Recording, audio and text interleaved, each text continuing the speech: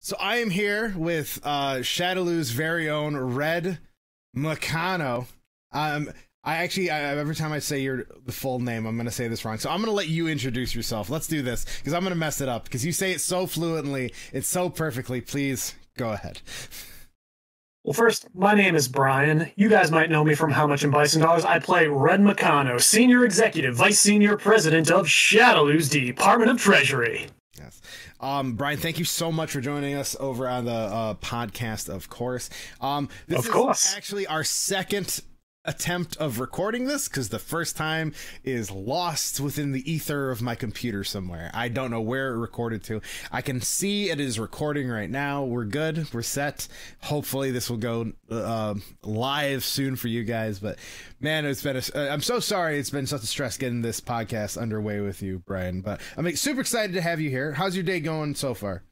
I am exhausted. I have been up since about 4 in the morning. I had to go to work for a shift a little bit earlier than I was scheduled to, but I'm here. I'm caffeinated, so I'll survive. May I ask why you're on?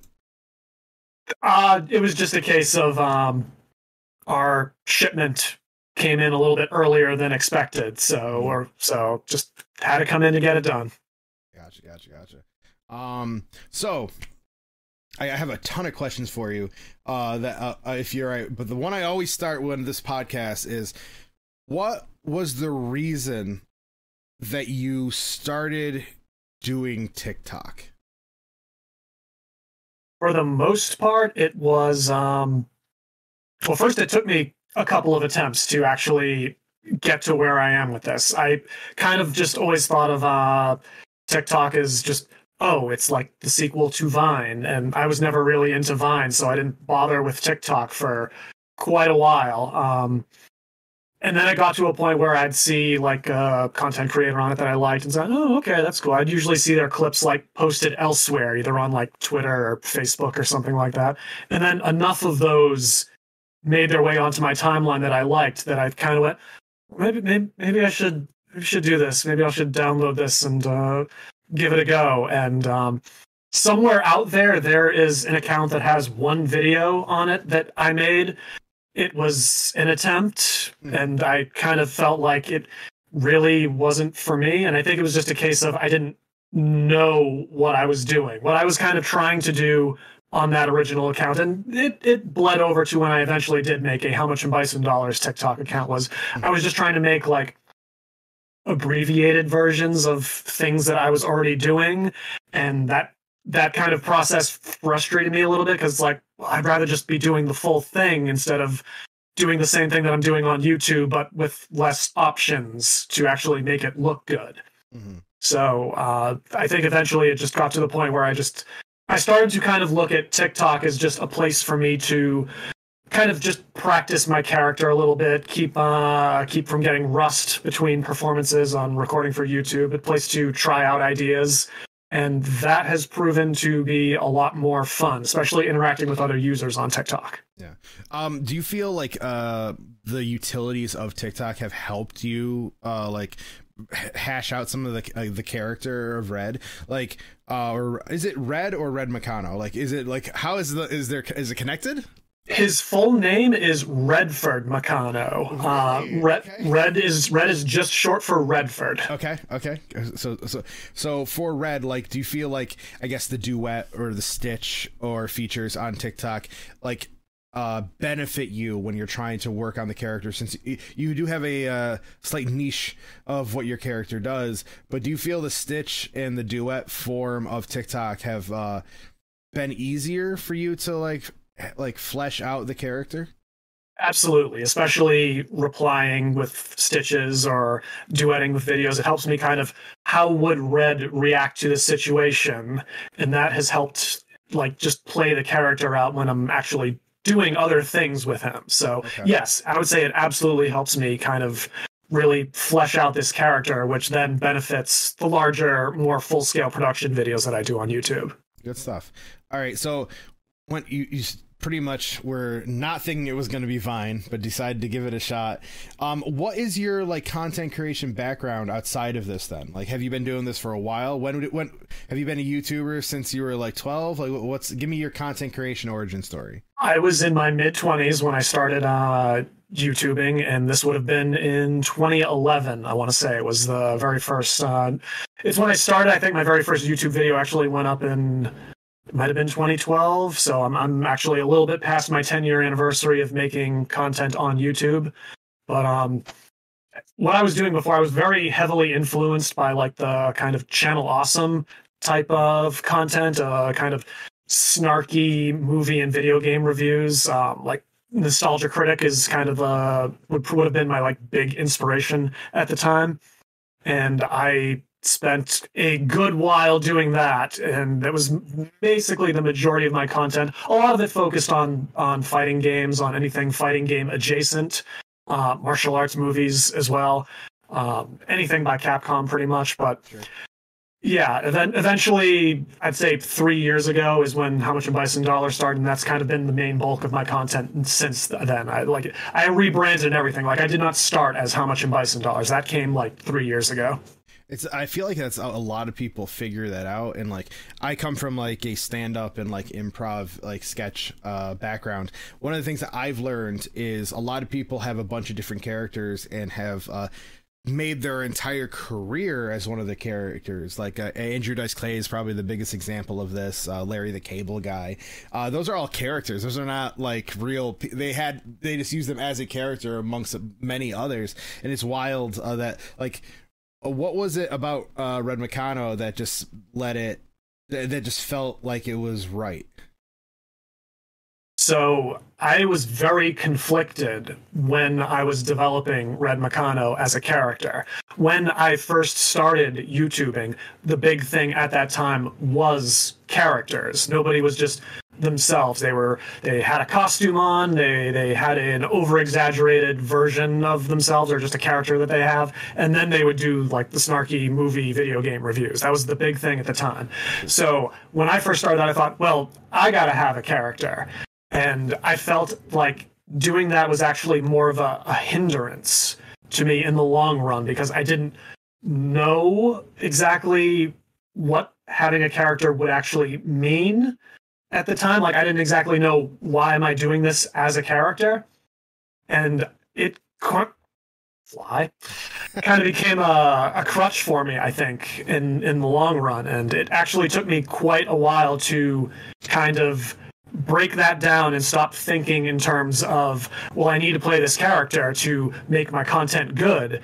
And it was a lot of work trying to just kind of be myself on camera and not like over exaggerate my mannerisms or my voice.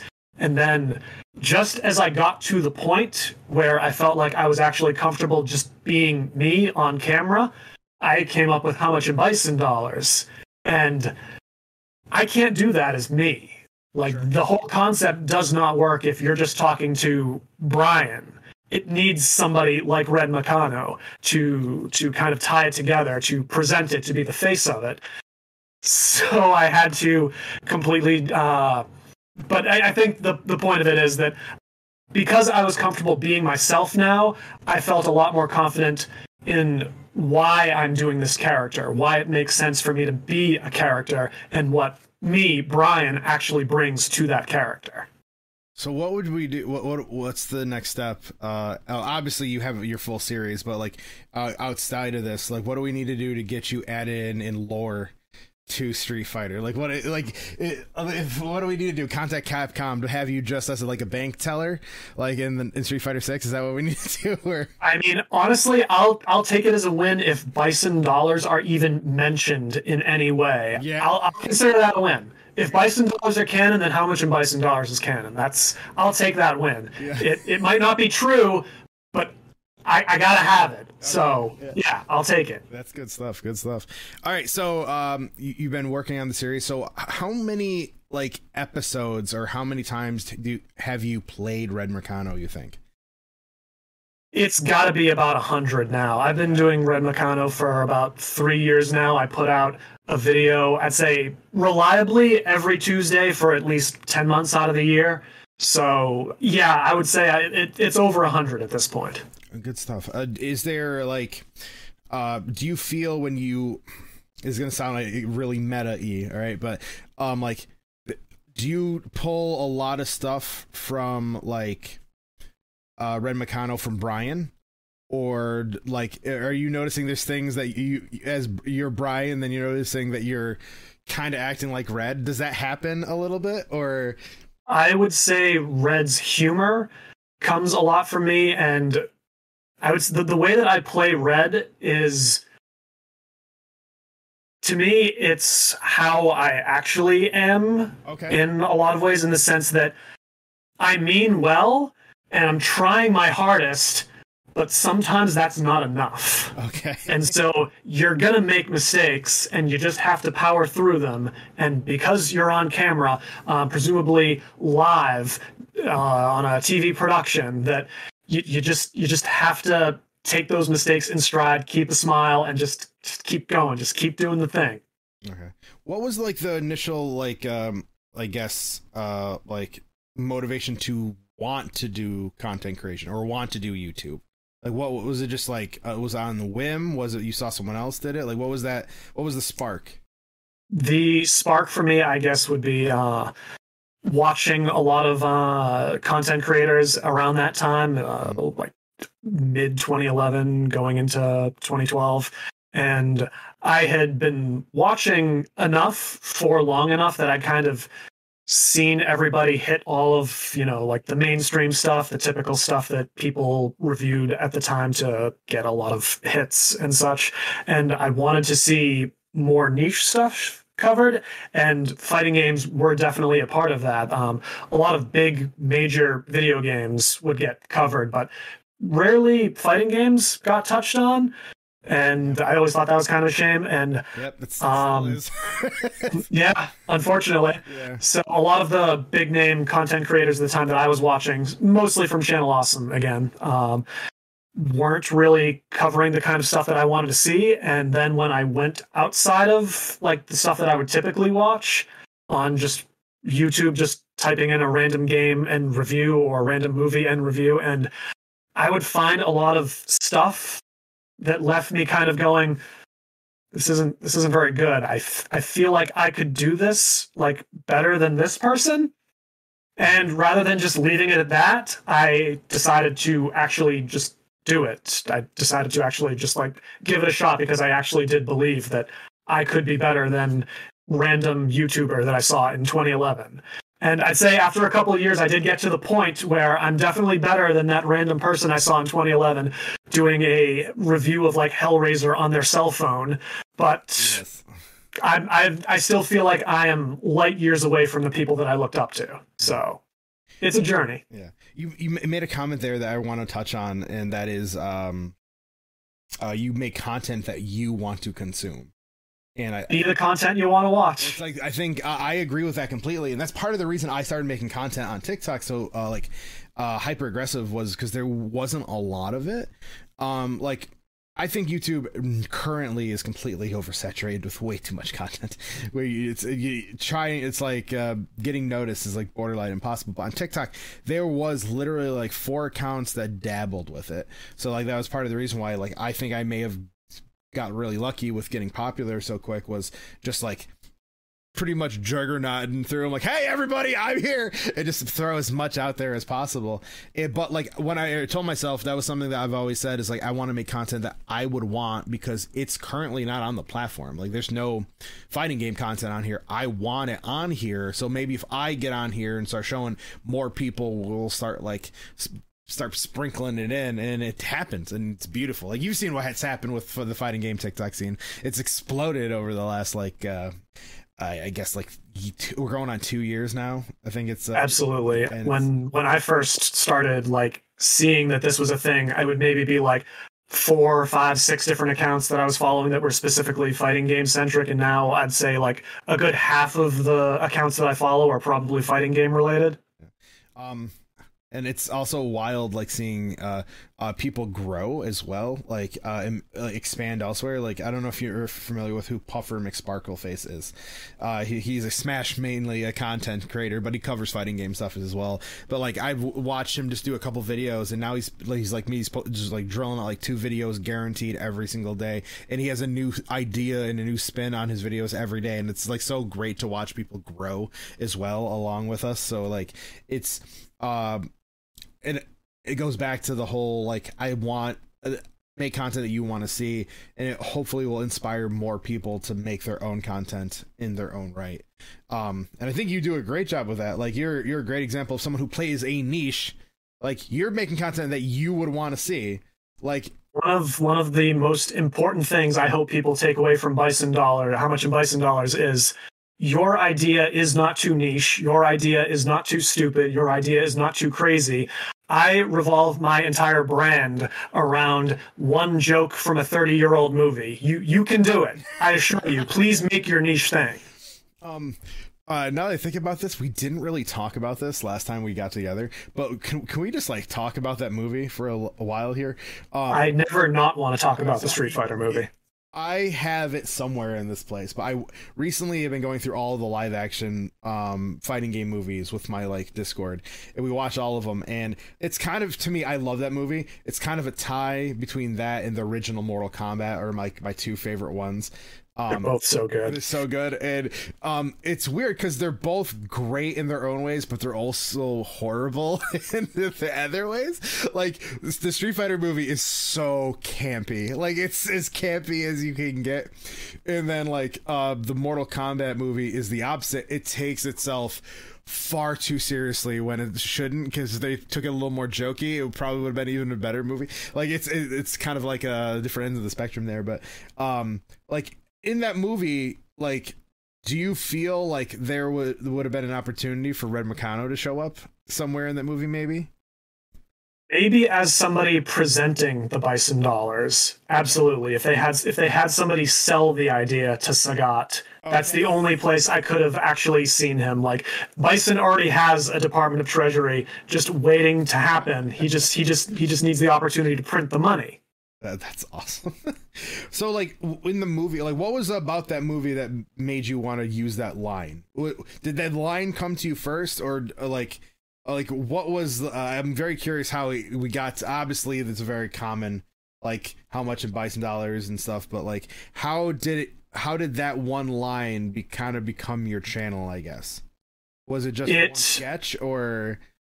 It was I want to say, at the time I was still making my random fighting game related content on YouTube, and at the time I was going through the Street Fighter cartoon. Okay. I was going through episode by episode and had a little thesis statement. I just wanted to see if there was more to the Street Fighter cartoon than the things we typically think of when we think about the Street Fighter cartoon, which is poor animation. It was the hilarious voice acting, fan dubs, the just all sorts of the crazy weird things, the very popular gifs from the show. Yeah. And I wanted to go through it and just see is there actually something more to this cartoon than all of the surface level stuff that we all know about. Sure. And I was going through, I think it's maybe like the 4th or 5th episode of the series, Demon Island, where Shadaloo Kid like steals a stealth bomber that can turn invisible, and they're ransoming it back to the Allied nations. And Bison actually like says the amount of money that he wants to ransom it off for. And so in my little video of it, I repeated that line and then added, which is this amount in Bison dollars. Very simple, throwaway joke, absolutely nothing to it, did not have any emphasis on it, just a silly little line.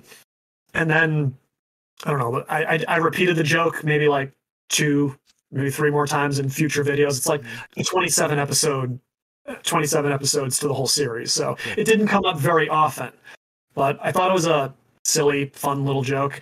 Enough so that I would actually troll people in like the comments of like my Facebook feed. Anytime anybody would mention like the price of something, I would just, haha, that's this amount in Bison dollars. And it's just a dumb little thing that I did to amuse myself. And eventually I did that enough times that I thought, could I make something out of this? Could I do anything with this idea? Like just saying how much something is in Bison dollars?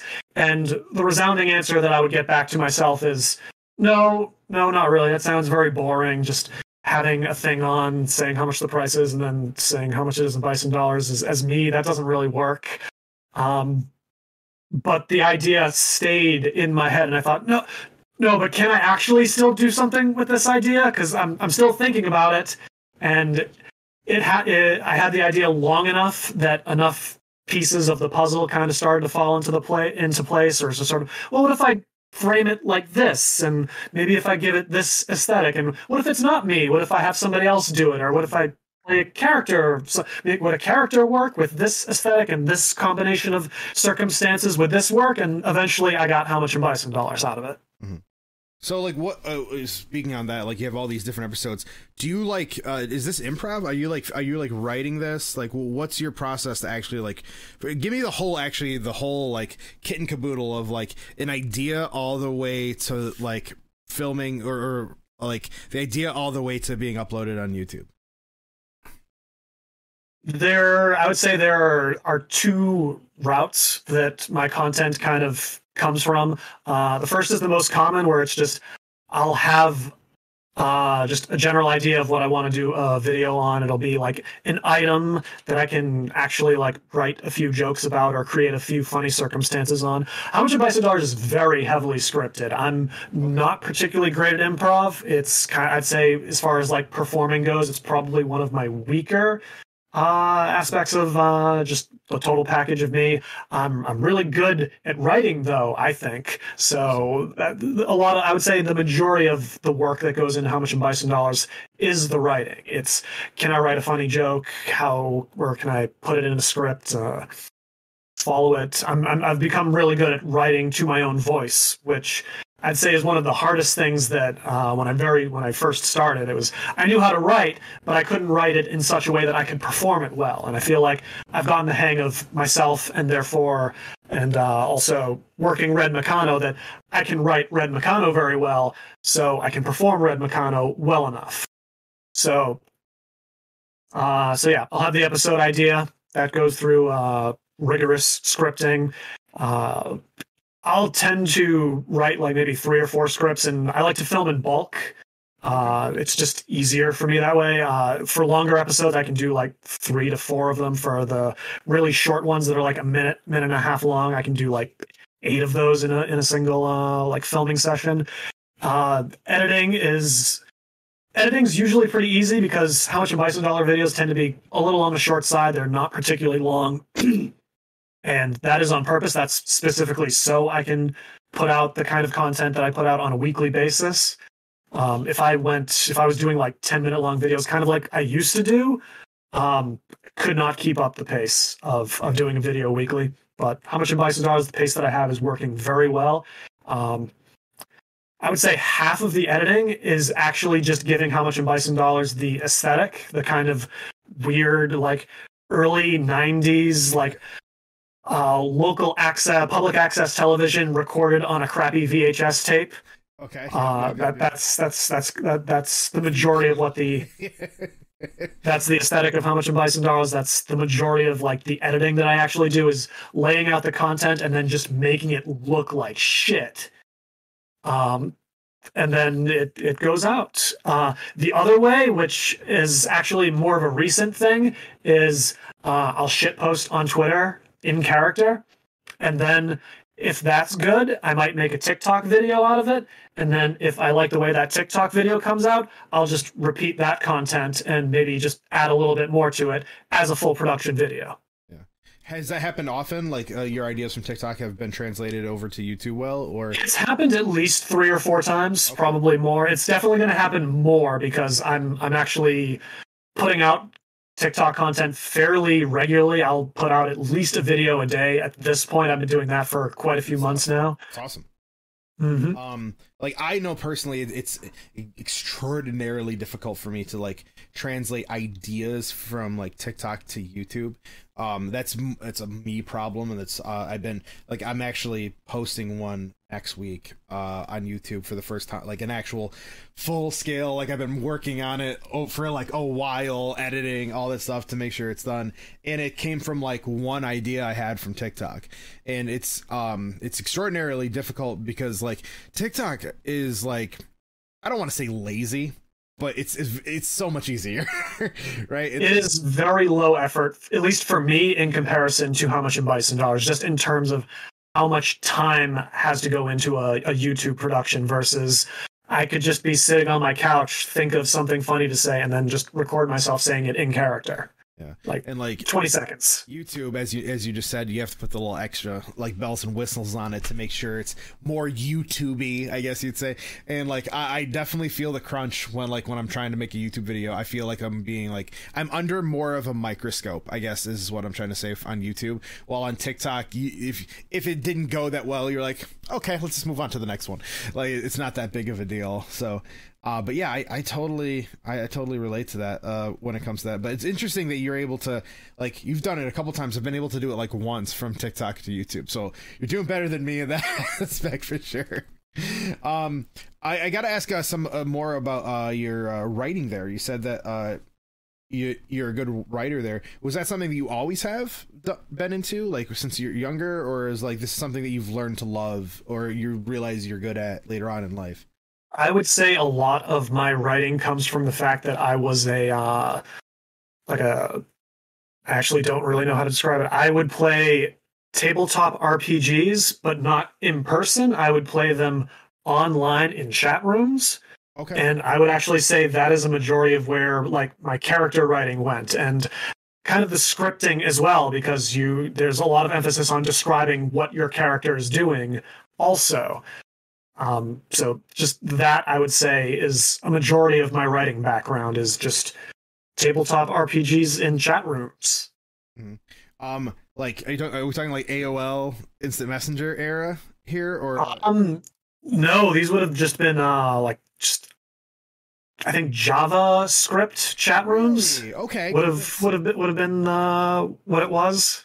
For the most part, that's really awesome. I remember like being scared. This is gonna sound. I'm so embarrassed about to admit this. I used to be scared to go into chat rooms because I like my I have never been confirmed that I was, but I'm pretty like sure it's pretty much I'm dyslexic. Like so when I'll write something out and I'll read it like 30 times. It looks great, and I press enter, and then like it will go out into the ether, and then I reread it. I'm like, oh no, I spelled like 9 things wrong. I put things in the wrong spot. Like it's very nerve wracking. So like I used to purposely avoid going into chat rooms for that reason. So like I think it's actually really cool that you were able to build all your skills. If you don't mind, what role playing games were you playing?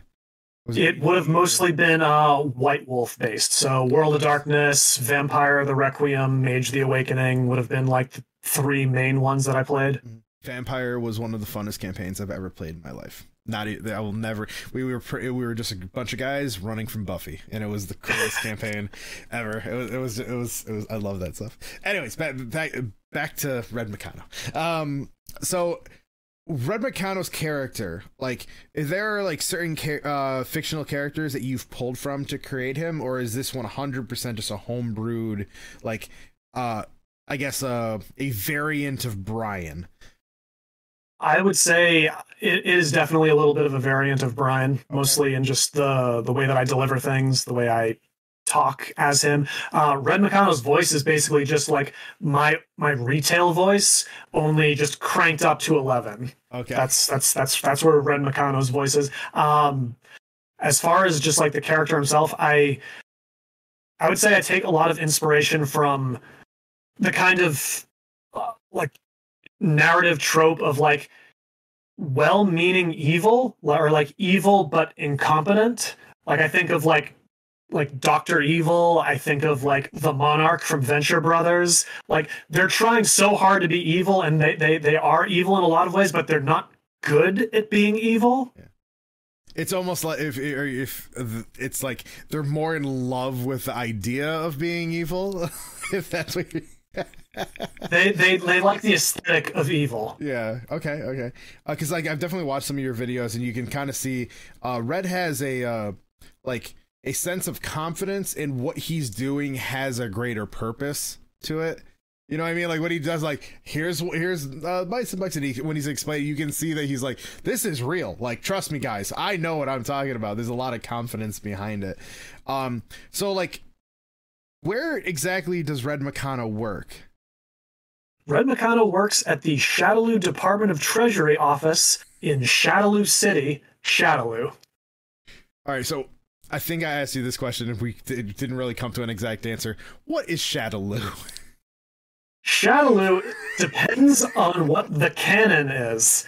There are definitely different canons of Street Fighter, and for the most part, it's either one of two things. Shadaloo is either a huge criminal organization, or Shadaloo is a country. I think the games, for the most part, they interpret Shadaloo as a criminal organization that is run by M. Bison. But in other fictions and other canons of Street Fighter, like the Street Fighter cartoon, the Street Fighter movie, the Street Fighter tabletop role-playing game, Shadaloo is a country, like a full country. Mm-hmm. I love that you mentioned the role-playing game. I love that. That's a throwback. So if he works there, like, how big is the Department of Treasury in Shadaloo? I got no idea, man. haven't gone that far. Okay, like the whole canon of how much in Bison Dollars, it's all a work in progress. Right.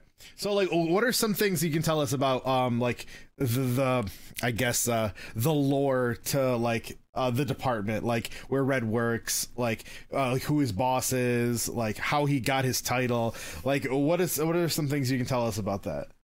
There is definitely a lot of lore regarding Red Meccano's background that I'm definitely going to get more into, especially next year.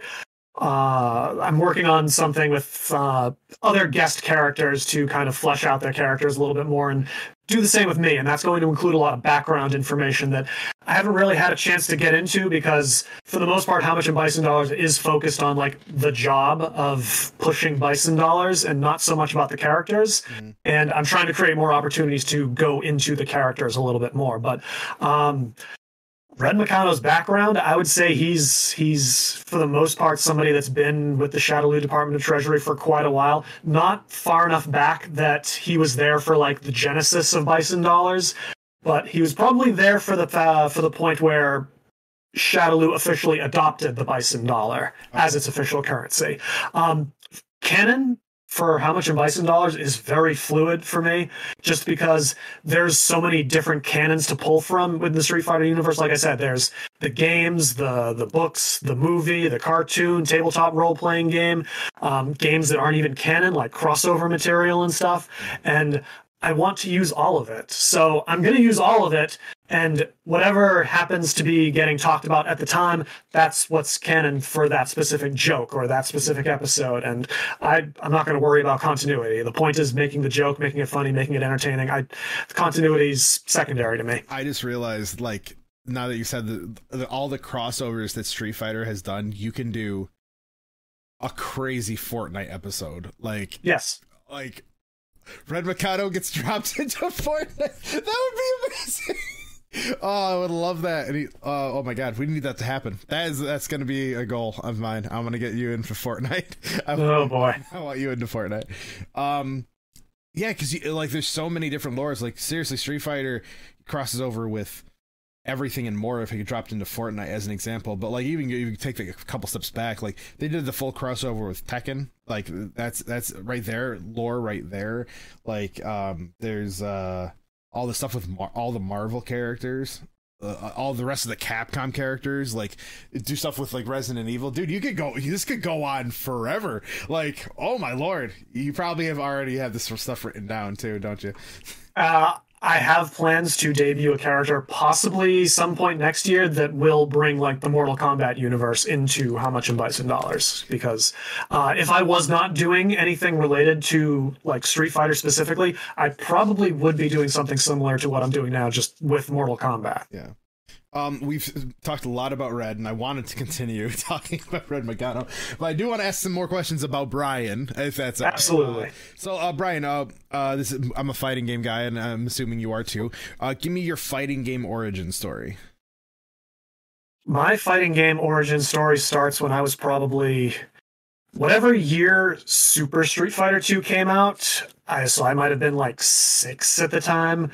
I still very vaguely remember going to the Woburn Mall in Woburn, Massachusetts with my father specifically to pick that game up, because even though I had no idea what Street Fighter was, my father did, because he was a gamer. I had consoles around the house since I could remember because he liked playing video games. So we just had Super Street Fighter 2 in the house, and that was my very first fighting game, and I have not stopped playing fighting games since. Did you mainly stick with Street Fighter all the way through, I'm assuming? Like Street Fighter 2, Street Fighter 3, 4, 5, 6, up to, well, not 6 yet. We're working on that one. But like, I bounced around quite a bit. I have no brand loyalty. I will play whatever I think is good at the time, whatever strikes my mood. I stopped playing Street Fighter when Street Fighter 2 was done and they moved on to Street Fighter Alpha. For some reason, I just decided I didn't want to play Alpha. And I actually think what really happened was I saw Mortal Kombat and I got into Mortal Kombat for a while, and I stuck with Mortal Kombat through Super Nintendo, through N64, like Mortal Kombat 4 and Mortal Kombat Trilogy. And then my love of fighting games kind of fell off because the Nintendo 64 was not a particularly great console for fighting games, unfortunately. And that's all I really had. When I eventually got a PlayStation and a PlayStation 2, that's kind of when I got back into fighting games and started mostly experimenting with stuff that I'd missed. I did eventually go back and play some alpha games. I got into King of Fighters. I got into Dead or Alive. I played a little bit of Tekken, a little Virtua Fighter. And yeah, like I said, I had no real brand loyalty. I just jumped around to whatever I wanted. Good stuff. I all those are solid picks, by the way. I'm a fan of all of them. You mentioned Mortal Kombat 4, and I just want to mention Mortal Kombat 4 is actually like my favorite retro Mortal Kombat game. Really? Yeah, and it's kind of a hot take. A little bit. I don't get me wrong, I like the older ones too. And I know this sounds weird, but I have like too much PTSD with my cousin hitting me with Baraka, where I just hate like those older games. But in Mortal Kombat 4, there was a mechanic where you could like summon a really janky weapon, and I just remember I was too young at the time to be able to defeat my cousin, who was a little bit older than me, and it was his game, so he was able to practice.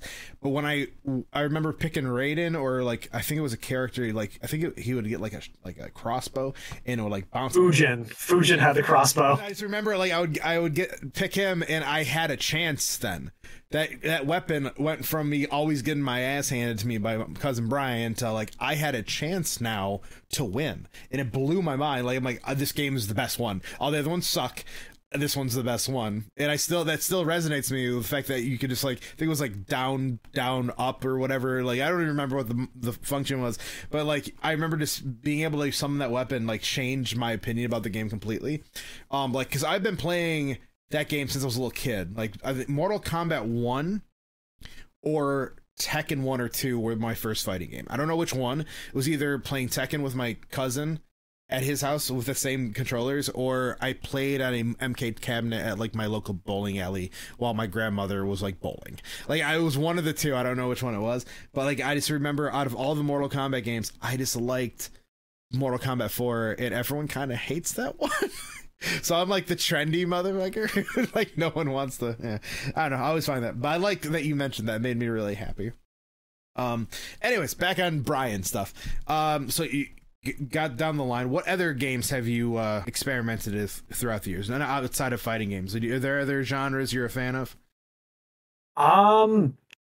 I would say, other than fighting games, a majority of my time would go into like JRPGs. Okay.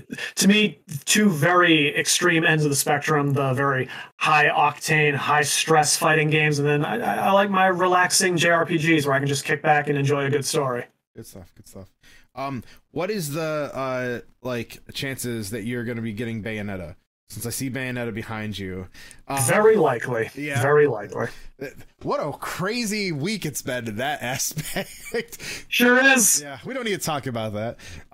But yeah, I've always liked those games. I haven't really like put that much time into them, but there's a reason I like Bayonetta or Devil May Cry or I can't remember. They're very similar to fighting games. Yep. That's pretty much why I enjoy them. I think it's called Metal Gear Rising Revenge. Revengeance. Yep. One of those, like that one. I love that game. But like there's something about that genre that like it is very fighting game-esque. It's like kind of like almost like an arena fighter to a certain extent. And I don't know. I always give a lot of like I can't hate on them because I know why people play them, because it gives that like. You have to play footsies essentially with certain bosses and stuff. And same thing for people who play Dark Souls games. Like there's a certain level of respect I have for those people because I know why they're playing it. They're playing that for the same reason I play my fighting games with real people. Like I totally get it. So absolutely. When you say JRPGs, which JRPGs are you referencing out of curiosity? I'm kind of a surface casual when it comes to it. I play mostly Final Fantasy, Square Enix stuff. I got into Persona in the last few years. Nice. The one that I've probably enjoyed the most out of all the games that I've played recently with regard to that genre is it's called Trails of Cold Steel, and I've been meaning to continue that series because there's like 4 of them now, and I've only played the first one, but I really enjoy that game a lot. And what's giving you the to continue playing it? Like, what is it? This lore? Is it the? It is heavily lore based. It might be the most lore dense JRPG that I've ever played, because you know how I don't know if you've played JRPGs before, but you okay, so you go to a town and you talk to everybody in the town, and then for the most part, for the rest of the game, no matter how long the game is, could be 100+ hour game, everybody in that town still says the same thing over and over again, no matter what. In the Trails games, every time like there's like a story beat that occurs, all of the characters' dialogue changes. Like every single little story beat, every single jump forward, every character has something new to say. And it just fills out that world completely, that there are stories going on in the background with like characters that are literally just there to talk to. They don't do anything else. They're not important parts of the story, but you can get invested in their story throughout the 120+ hours that you're playing this game. Wow, that's actually pretty awesome. It's an incredible selling point for it. It's why I really like that game a lot, because there are characters that you meet at the beginning of the game, and you're just talking to them every time. You're getting a new little bit of story, getting a new little bit of who that character is, what they're doing. You get to see everybody's motivation, how they're reacting to the events of the world as they're going on. That's so much dialogue. Oh my It's God. a ridiculous amount. Is this is obviously a Japanese-based game? It is. I want to go check. I may check that out. I'm about to turn off my like Xbox Live or Game Pass or whatever it is shortly, because I just don't use my Xbox anymore. It's just sitting there like a paperweight. It's about like if it's on Game Pass, I may go try it out before I turn it off. I definitely recommend it. I will. That sounds actually pretty dope. Okay, so some other things about us. What's the future for either Bryan, How Much is Bison Dollars, or Red McConnell? What's the future looking for you right now? As for me, I just plan on just grinding away at it a little bit more. Just trying to make those numbers, make the kind of content that I want to make. I'm planning to do a lot more in terms of like developing story with How Much in Bison Dollars. I'd say for the first couple of years of How Much in Bison Dollars, it's mostly just been about me kind of understanding the rhythm and flow of the content itself. And now that I have that down in terms of like what I'm making, how I'm making it, I can kind of experiment with it a little bit now that I kind of have the formula that works for me. So the last couple of months, I have been developing kind of a story with Red McConnell specifically. mostly revolved around Red overworking himself and getting stressed to the point that he is currently on medical leave right now, if you're following the story of How Much in Bison Dollars. Mm-hmm. And next year, the big story arc that I plan on doing with Red Meccano is that Red Meccano is going to leave Shadaloo on something of an ambassador's mission to try and spread the might of Bison Dollars to the Midwest of the United States. And he's going to do that by talking about their local billionaires and how much their net worth is in Bison Dollars. Actually, that's actually something I want to ask when it comes to, like, you mentioned that it's kind of the lore's fluid and stuff, but like with, like, you've obviously seen the, like, the ending of, like, the story mode with Street Fighter 5 that just recently happened, where Shadaloo was dissolved. How did Red take that? Not well, of course. That's something I plan on addressing. Like, for the most part, I plan on kind of keeping the continuity of How Much in Bison Dollars as such that I can continue to do it the way that I've been doing it. Sure. But especially when Street Fighter 6 comes out, and hopefully we get maybe more details on how Shadaloo fell or why Shadaloo fell, kind of anything that I can kind of sink my teeth into and use, I definitely plan on creating some sort of, like, alternate timeline where I'm playing as a post-Shadaloo Red. I think I saw it. I wanted to mention this. I almost sent it to you, but there was an image of a jury sitting in Bison's spot. Would it change to How Much in Jury Dollars if that became a thing? Like, how? Hopefully not. Red Meccano has gone on the record saying he does not appreciate SIN. Okay. So he's not a fan of that particular division of Shadaloo. Okay.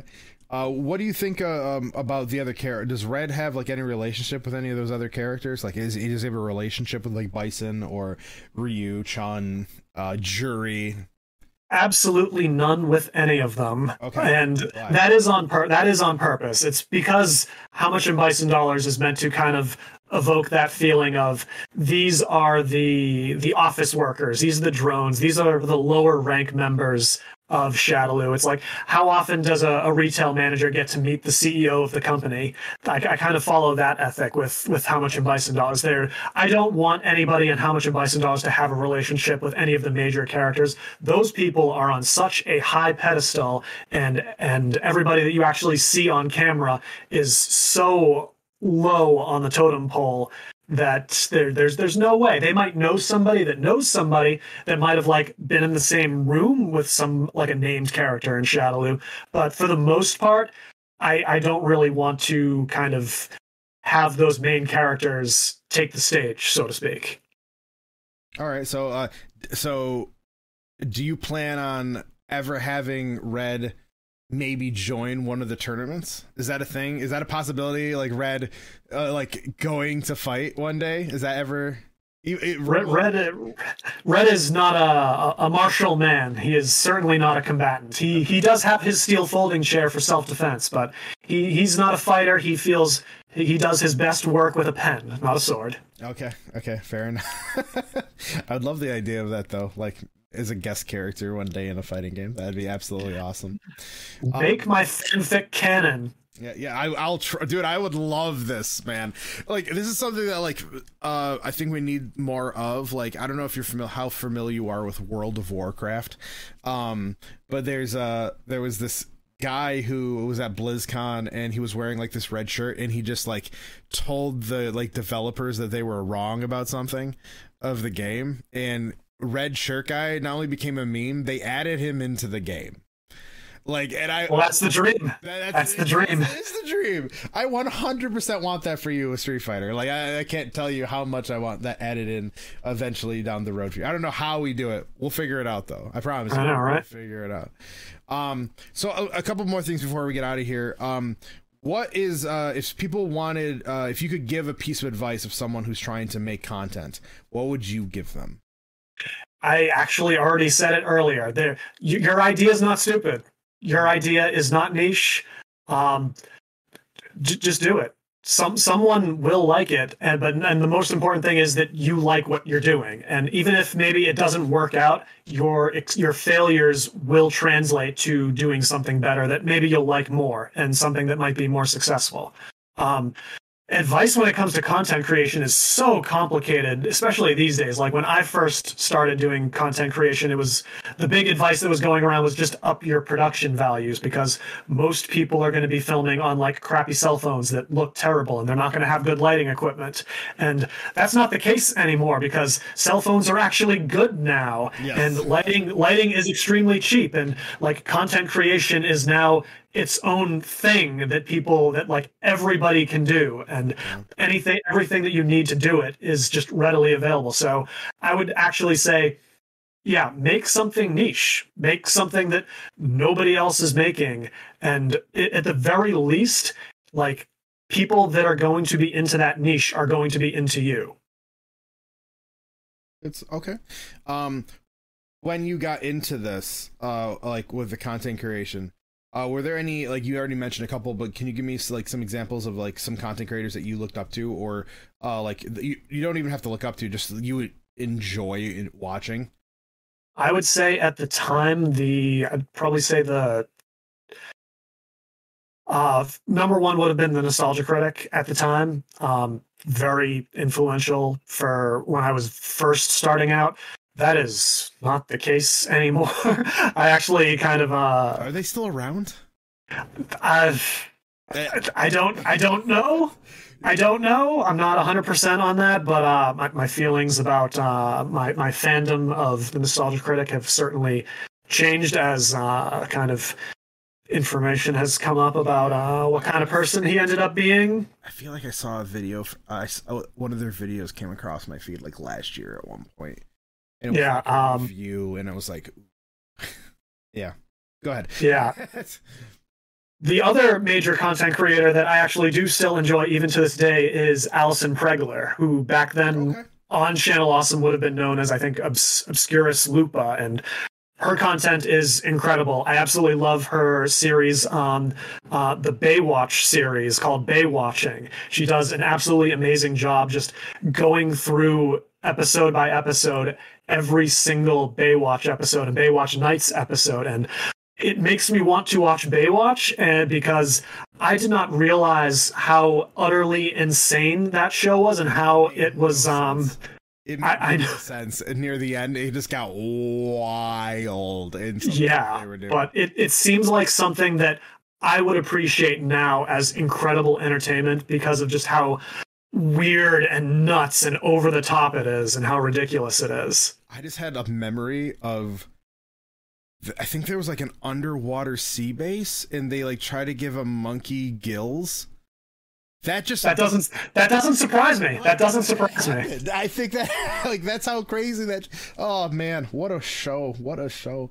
How about now? Is there any like certain content creators that you're a fan of, at least like nowadays, outside of those two? I am a regular enjoyer of OSW Review. They do reviews of like wrestling pay-per-views. Like I said, I'm still enjoying Alison Pregler to this day. Mm-hmm. And I'd say those are like the main bulk of what I watch these days. Nice. So when are those crossovers going to happen, where we're going to get them on Bison Dollars? I know, right? I do have a small group of guest characters that occasionally make appearances. Dr. Lazarus Kind has been very saturated this last season. He's made a lot of appearances. DX Kramer, very solid content creator. And yeah, I'm hoping to definitely do more of that as How Much in Bison Dollars develops. That sounds awesome. I can't wait to see what the future will hold for Red Meccano. And I'm actually really curious about this Mortal Kombat character. I'm actually really excited to hear how that's going to work out, because that's going to be one where I grab the popcorn and we do like a viewing. You got to let me know what's happening. I'm still working on that one. I still have a long way to go with that character. Right now, all I really have is that he resides in the Nether Realm, and he is a tarot card reader that was formerly employed by Shao Kahn as one of his shadow priests, but left once the Deadly Alliance took over. Oh, I love it already. You got to tell me like when that's going live. I'm going to do a viewing with the entire FGC TikTok community. We're all going to sit and chat in VC, and we're just all going to watch together. That has to happen. So we've been going for almost an hour here. Bryan, thank you so much. Just a last couple things before we get out of here. First thing is, where can people find you? I am currently on Facebook, Twitter, TikTok, and YouTube at HMIBisonDollars. That's on all of my social media platforms. It is HMIBisonDollars. I'm gonna ask one more question. So why HMIBisonDollars? Did you just want the whole long thing? How much in Bison Dollars is too long, so I had to settle to abbreviate at least a little bit, and I got to keep the two most important words, Bison Dollars. Yes, that makes sense. I'm assuming Bison Dollars had to be taken on a lot of. I'm sure it was. Yeah. And lastly, is the question how I always like finish this up is what does FGC mean to you? It's a great place to hang out and talk about a very similar interest, a very niche interest in the grand scheme of video games. Fighting games for me is one of those things that has always been a part of my life, and unfortunately, for most of my life, I didn't really have a whole lot of people to share that hobby with. I was always kind of the fighting game guy in my group of gaming friends. And if a particular fighting game was trendy at the time, like Street Fighter 2, when that was the big thing, I think right around when Ultimate Mortal Kombat 3 came out, I had some friends that played it. When the Xbox first came out, Dead or Alive 3 was a big game. I had some friends, but for the most part, I was playing fighting games alone, by myself. And it was usually a case of they just weren't that interested, or because I was playing these games so much, there was a huge gap in skill that made them playing with me rather not enjoyable. So the internet has made it a lot more easy to connect to people that with that similar interest, especially for someone like me that my interest lies a lot more in just kind of the characters themselves and the lore around those characters, and having people to talk to about those things and headcanons and our ideas about these characters and things we want to see from these characters and stories we want to see told. It's the best. It's the best community. I love asking that question because every single time it's always a new and interesting take, and yours was great and beautiful. Thank you so much, Bryan. I guess one last thing I'll say before we get out of here, is there anything else you want people to know? I want you to know how much things are in Bison Dollars, which is great because that's what I'm here for. How much exactly is you have the equation, right? It's just absolutely. It's the equation from the actual movie, right? It's just what is it? It's every Bison Dollar is worth £5 British. Then you just find out how much your British pound, whatever amount you want, just change it to British pounds and then times it by 0.2, and you can actually just remove a step by just like multiplying the two exchange rates. So for the most part, when it comes to US dollars, the formula that I've been using is just times whatever your USD is by 0.144, and that's generally what I use for Bison Dollars. I'll occasionally just switch it up and play with the numbers a little bit to account for the fact that the exchange rate is always changing based on the economy, but for the most part, especially in my videos, I just stick to 0.144 for the exchange rate. That is absolutely awesome. Absolutely awesome.